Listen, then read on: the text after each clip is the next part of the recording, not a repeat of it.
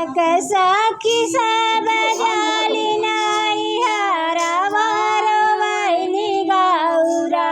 हमहु जा बनाई हरवा सुनाए महादेव हमहु जा बनाई हरवा सुनाओ महादेव हमहु जा बनाई हरवा सुनाओ महादेव हमहु जा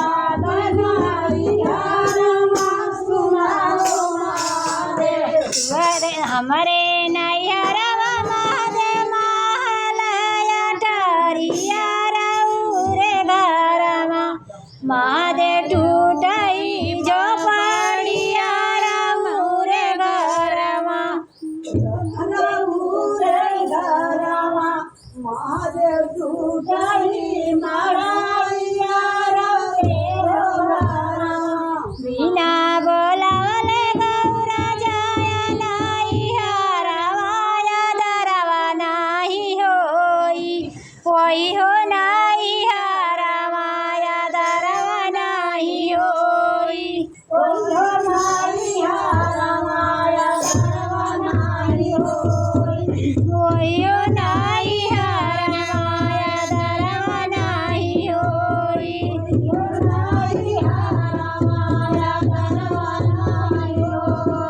गौरा सखी सब जाली नाई हरवारो वैली गौरा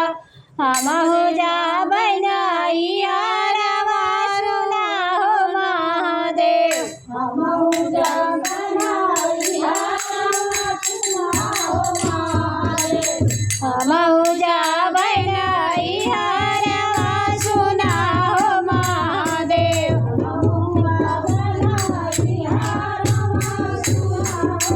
हमरे नैहरवा महादेव पूरी से मिठाइया रे घरमा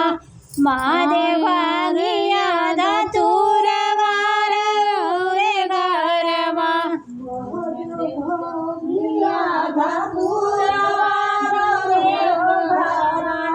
हमरे नैहरवा महादेव मोटरा से गाड़िया रे घरमा महादेव रे घरमा महादेव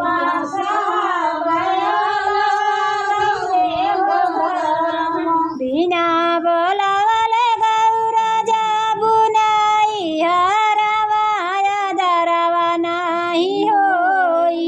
वही हो नाही हरवाया दरवा नाही होई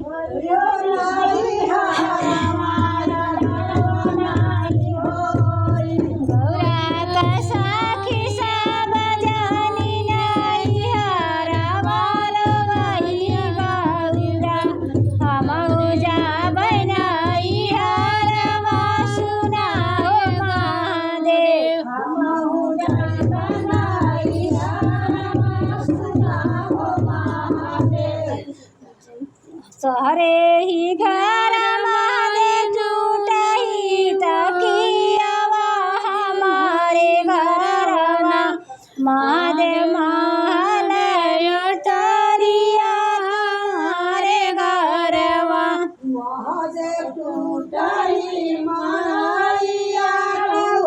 रे घरमा हमरे नैहरवा महादेव तो सकतकियावा रे घरमा महादेव सक चटाइया रे घरमा महादेव सक चटाइया गौरा